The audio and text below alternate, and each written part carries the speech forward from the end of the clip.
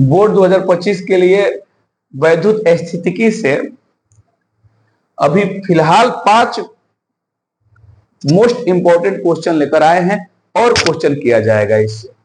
तो पहला प्रश्न क्या है कि स्थिर विद्युतीय क्षेत्र डॉट डॉट डॉट मतलब डैश होता है। ए में दिया है ऑप्शन संरक्षित, बी में दिया है असंरक्षित, सी में दिया है ए तथा बी दोनों, और डी में दिया है इनमें से कोई नहीं। ठीक है, तो देखिए इस क्वेश्चन को डिस्कस करना होगा तो 11th भी इसमें आ जाएगा, लेकिन उतना हम लोग डिटेल में नहीं जाएंगे। ऑब्जेक्टिव क्वेश्चन है, बस इतना जान लीजिए विद्युत स्थितिकी क्षेत्र और गुरुत्वाकर्षण क्षेत्र ये दोनों एक और होता है। ठीक है, उसको हम लोग कहते हैं प्रत्यास्थ बल। ये 2-3 हैं ऐसे जो बल और क्षेत्र जिनके कारण जो एक पूर्ण चक्र में या पूर्ण साइकिल में किया गया कार्य शून्य होता है, और इसलिए इनको कहा जाता है संरक्षित। तो ये क्या होगा? संरक्षित। इसका उत्तर हो जाएगा ए, संरक्षित होता है। तो स्थिर विद्युतीय क्षेत्र क्या होता है? संरक्षित होता है। अच्छा क्वेश्चन है, दूसरा क्वेश्चन देखिए, 1 कूलम आवेश बराबर ESU।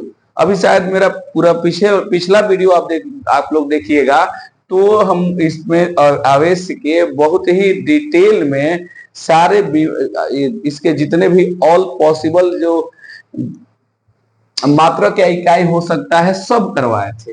तो उसमें हम ये SI में कूलम और CGS में ESU होता है वैद्युत स्थितिकी की इकाई, और दोनों के बीच संबंध बताए थे। और वो संबंध क्या होता है कि 1 कूलम आवेश बराबर 3 × 10⁹ ESU वैद्युत स्थितिकी की इकाई, 3 × 10⁹ तो इसमें कौन सा ऑप्शन है? 3 × 10⁹ ये है। तो इसका उत्तर क्या हो जाएगा? ये हो जाएगा।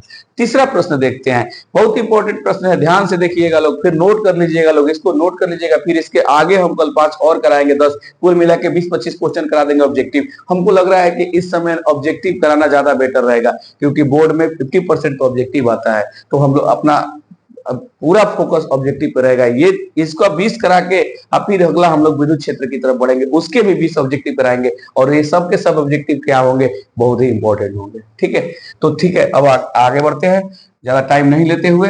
प्रश्न संख्या 3 पे, विद्युत क्षेत्र का SI मात्रा क्या होता है? पहला बात, विद्युत क्षेत्र बराबर होता है बल बटा विद्युत बल बटा आवेश, बल का न्यूटन और इसका क्या होता है? कूलम।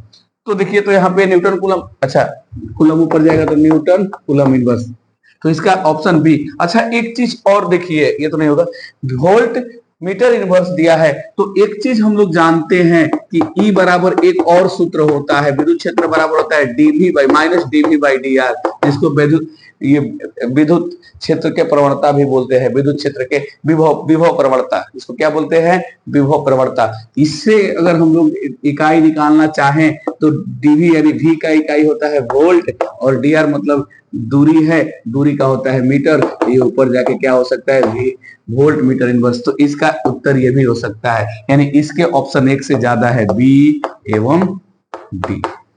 ठीक है, तो 2 सूत्र होता है, F/Q से न्यूटन कूलम इनवर्स, ठीक है, और E बराबर -dV/dt से विद्युत प्रवणता से, विद्युत विभव प्रवणता से वोल्ट बटा मीटर वोल्ट मीटर इनवर्स हो गया, दोनों हो गया इसमें। ठीक है, चौथा चलते हैं, मुक्त आकाश का परावैद्युतांक होता है। अब मुक्त आकाश का परावैद्युतांक यानी कि ε0 का वैल्यू पूछा है, ε0 का वैल्यू कितना होता है? अच्छा एक चीज है, हम लोग कैपेसिटर में संधारित्र में पढ़े हैं कि C बराबर होता है ε0A/d। C होता है संधारित्र धारिता, क्या होता है? संधारित्र की धारिता। C का होता है इकाई फराड, कि क्या होता है? C का इकाई फराड।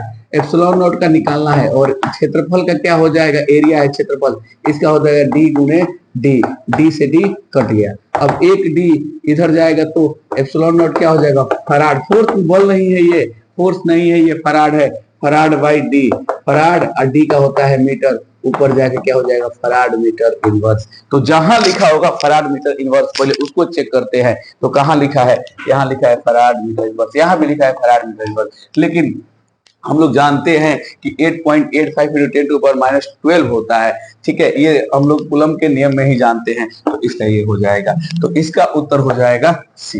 अब 5वां क्वेश्चन, आखिरी क्वेश्चन है, थोड़ा ढंग से इसको देखो, बहुत अच्छा क्वेश्चन है। एक आवेशित चालक की सतह के किसी बिंदु पर, एक आवेशित चालक है, मान लीजिए एक आवेशित चालक इस तरह का है, सीट है, ठीक है, चादर है, ठीक है, उसके सतह पर एक आवेशित चालक के सतह के किसी बिंदु पर विद्युत क्षेत्र की तीव्रता शून्य होती है, सतह के लंबवत होती है, सतह के स्पर्शीय होती है, और सतह पर 45 डिग्री पर होती है। हाँ, तो ये बताइए, सतह के अंदर यानी कि चालक के अंदर शून्य होती है, लेकिन उसके सतह पर विद्युत क्षेत्र की तीव्रता क्या होती है? वो 90 डिग्री पे होती है, यानी कि लंबवत होती है, सतह के लंबवत। तो इसका उत्तर भी क्या हो जाएगा? बी। हमको उम्मीद है बच्चों आप लोगों को ये हेल्प करेगा और अच्छा लगा होगा। इसी तरह से आप लोग देखते रहिए, कल इसके और 5 और ऑब्जेक्टिव का वीडियो बनाएंगे और कुल मिला के इसके 20 क्वेश्चन हम करा देंगे मोस्ट इंपॉर्टेंट। हमको भी सपोर्ट कीजिए, आप लोग पूरा देखिएगा, व्यू दीजिएगा, तो मेरा भी मनोबल बढ़ेगा और अच्छा करने की कोशिश करेंगे। धन्यवाद।